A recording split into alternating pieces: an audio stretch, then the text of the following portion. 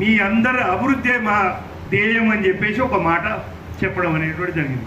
మనందరూ గుర్తు ఇప్పటికి కూడా గోడల మీద స్టిక్కర్లు ఉంటాయి. మిషన్ 272+ అని చెప్పేసి ఒక స్టిక్కర్ రిలీజ్ చేసినాం మనం.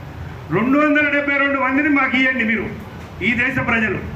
అవినీతి అనేటువంటిది ఎక్కడుంటుందో పాతాల లోతు తొక్కి పెట్టకపోతే నన్ను అడగండి. టెర్రరిజం అనేటువంటిది, బాంబులు మోగడం అనేటువంటిది, బలం ఉన్నోడు ఇతరుల బలహీనుల పైన దౌర్జన్యం చేయడం అనేటువంటిది ఈ దేశంలో ఎక్కడ కూడా సాగదు. లాండ్ ఆర్డర్ ఒక దమ్మున్న ప్రధానమంత్రి ఉంటే, పార్టీ ఉంటే ఎట్లుంటుందో నేను చేసి చూపిస్తా అని చెప్పి వాగ్దానాలు చేసించారు.